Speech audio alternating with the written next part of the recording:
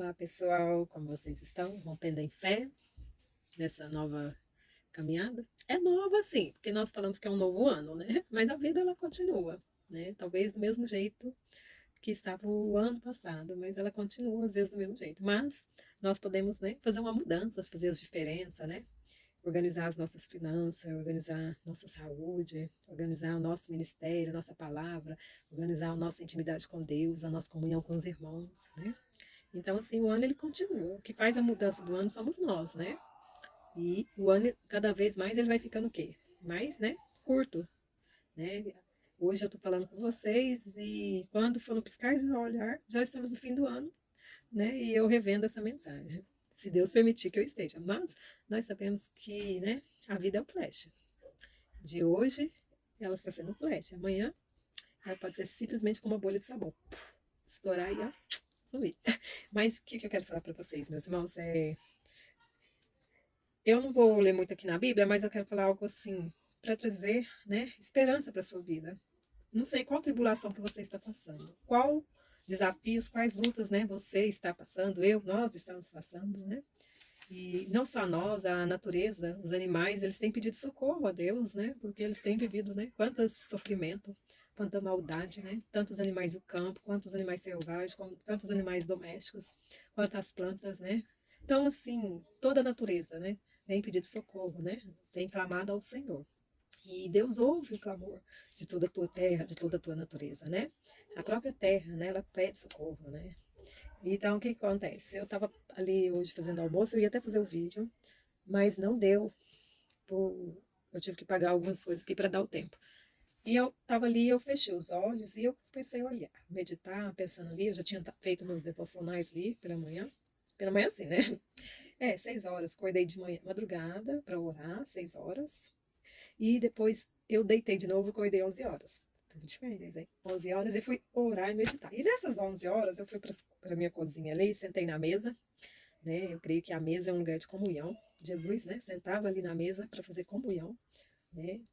E nós, quando sentamos na mesa, a gente sente ali que tem algo assim, muito sobrenatural de Deus sentando conosco na mesa. Então eu gosto muito de meditar na mesa, né?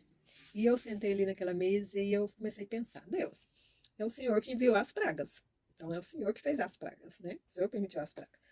Daí muitas pessoas falam assim, Deus que fez os demônios. Não, Deus fez as luzes e fez as trevas, né? E Deus criou tudo, mas assim, Deus criou, quem que ele criou? O Lúcifer, né? O Lúcifer ele era o quê? Ele participava ali do reino de Deus, ele estava ali, né? No reino, né? Da criação de Deus, ele estava ali, o Lúcifer, né? No reino. Mas assim, quando ele cai em tentação, né? Pela desordem, pela inveja, pela soberba, pelo orgulho, quando ele cai na terra, ele já cai com o nome de quê? De Satanás, de demônio, né? E os anjos com ele.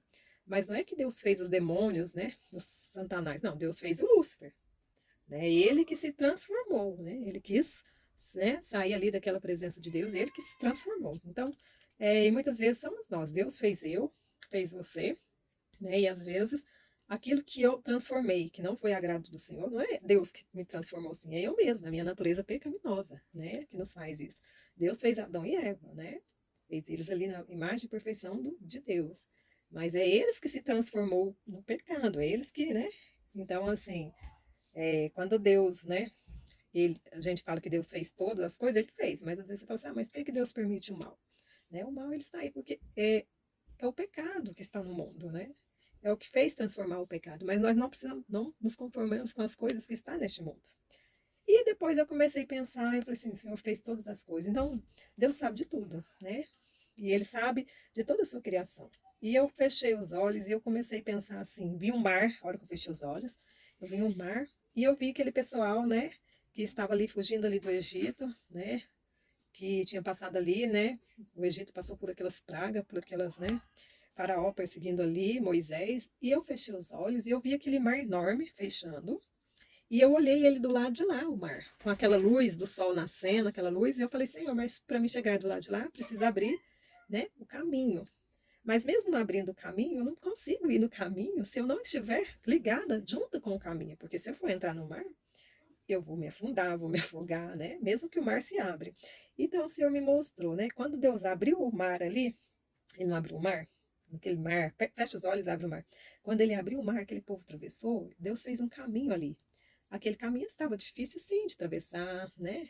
Eles passaram ali com medo naquele caminho. Era um caminho longo, né? Ele estava até estreito, porque para passar aquele tanto de pessoas ali, né? Mas eles conseguiram chegar do outro lado, né? Porque eles tiveram fé e permaneceu naquele caminho caminhando. Não tema, segue adiante e não olhe para trás, né? Eles conseguiram seguir ali adiante. Mas aquela representação daquele caminho ali já era a representação de Jesus, porque Jesus é o caminho, a verdade e a vida. Quando eles entraram naquele caminho, eles compreenderam que ali é o caminho. E quando eles chegaram do outro lado, eles viram que a verdade é a vida, né? Porém, eles viram ali a terra, né? Mas o que o Senhor quer representar para a gente nessa passagem? Que nós, né, precisamos, né? Nós iremos para o céu. Nós chegaremos ao céu. Nós chegaremos ao jardim. Você pode fechar os olhos e você pode ver o jardim de Deus. Só você começar a ler ali em Gênesis, que você começa a ver a criação de Deus. Deus criou os céus, a terra, foi criando ali o mar, e você fecha os olhos e você consegue ver isso com todas as cores, com os arco-íris, tudo bonito, né? A gente consegue ver, mas para a gente chegar, né, estar vivendo, conviver nesse caminho, a gente precisa de Jesus, que é o próprio caminho.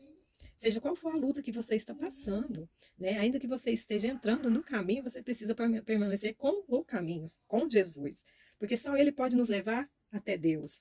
Só Ele pode nos levar até, né, o jardim, na nossa nova casa, na nossa casa. Só Jesus pode nos levar até lá. Né? Ninguém vai ao Pai se não for por amor de Jesus. E quando nós chegar do lado de lá, em Apocalipse 19, fala que depois disso ouviu no céu uma voz forte como se fosse, capítulo 19, versículo 1. Uma voz que dizia aleluia.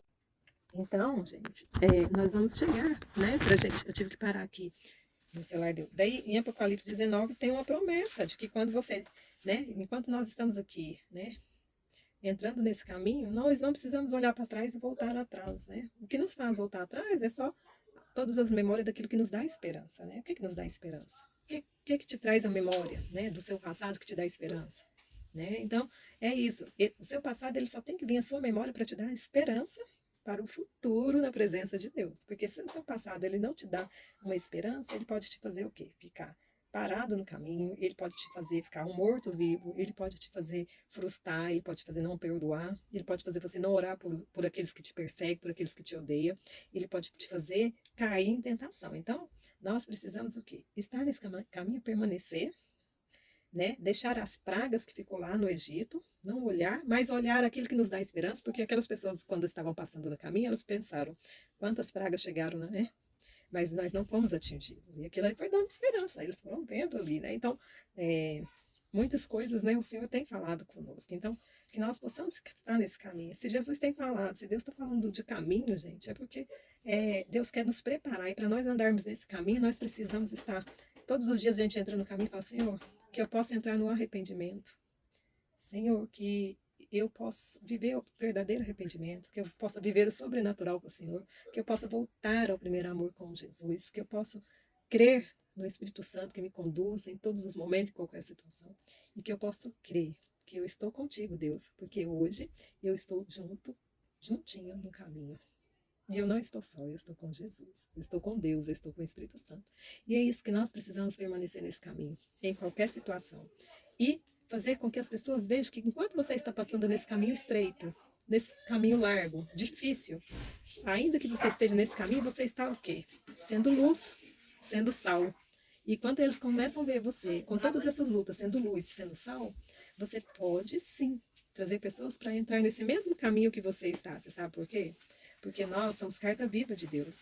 E nós, como carta viva de Deus, nós podemos trazer, né, as pessoas para esse caminho, para que ela possa se entregar ao Senhor, se entregar a Jesus e entender que a salvação do nosso Senhor Jesus para as nossas vidas, ela está aqui no caminho.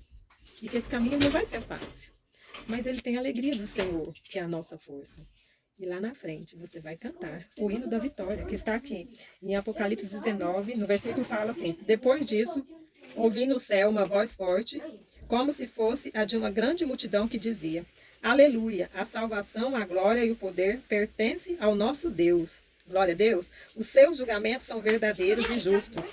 Ele condenou a famosa prostituta que corrompia a terra com a sua imoralidade. Deus a castigou porque ela havia mandado os servos dele.